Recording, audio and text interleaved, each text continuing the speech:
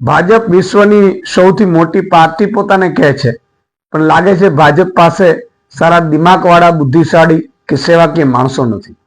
અને એટલા માટે જ આજે દિલ્હીમાં ભાજપે જે સંકલ્પ પત્ર જાહેર કર્યો એમાં એમણે સ્પષ્ટ કીધું કે આમ આદમી પાર્ટી અરવિંદ કેજરીવાલજી જે પણ યોજનાઓ ચલાવે છે ને એને અમે ચાલુ રાખીશું. એનો અર્થ એ થયો કે અરવિંદ કેજરીવાલજીનો સંકલ્પ પત્ર એમની બુદ્ધિનો ઉપયોગ ભાજપે બેઠો બેઠો કર્યો. એ વાત તો સ્પષ્ટ થઈ ગઈ. બીજી વાત એ થઈ કે અરવિંદ કેજરીવાલજી જે યોજનાઓ આપે છે ફ્રીની, વીજળી ફ્રી છે, પાણી ફ્રી છે, મહિલાઓ માટે બસ સુવિધા ફ્રી છે, 2100 રૂપિયા દર મહિને મહિલાને આપવાની વાત છે, આ બધી યોજનાઓ કલ્યાણકારી યોજનાઓ છે એવું ભાજપે સ્વીકાર કરી લીધું. નરેન્દ્રભાઈ એવું કહેતા હતા રેવડી રેવડી, તો નરેન્દ્રભાઈ ખરેખર જવાબ આપવો જોઈએ કે આ રેવડી છે કે શું છે.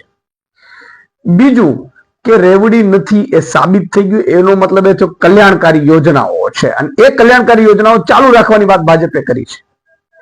તો કેજરીવાલજીનો સંકલ્પ પત્ર આ લોકોએ ઉપાડ્યો, એનું એવું થયું કેજરીવાલજીની ગેરંટીઓ છે.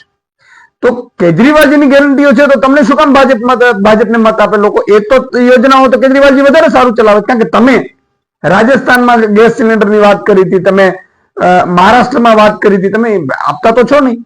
ગેરંટીઓ તમે આપી હતી, એ ગેરંટીઓ તમે પૂરી નથી કરતા. 2 કરોડ રોજગારીની વાત હતી, 15 લાખ રૂપિયા ખાતામાં આવવાની વાત હતી.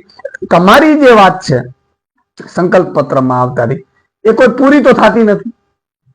ત્રીજી વસ્તુ એ થઈ કે 30 વર્ષથી ભાજપની ગુજરાતમાં સરકાર છે. દિલ્હીમાં તમારે મહિલાઓને 2100-2500 રૂપિયા આપવા છે, આપો, ખૂબ સારી વાત છે.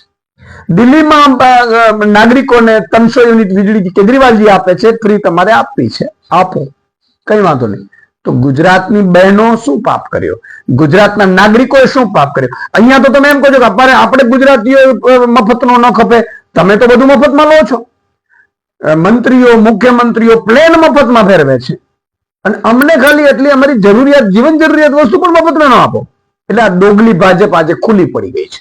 જો તમારામાં તાકાત હોય તો 30 વર્ષથી અહીંયા ગુજરાતમાં છો, કરીને બતાવો.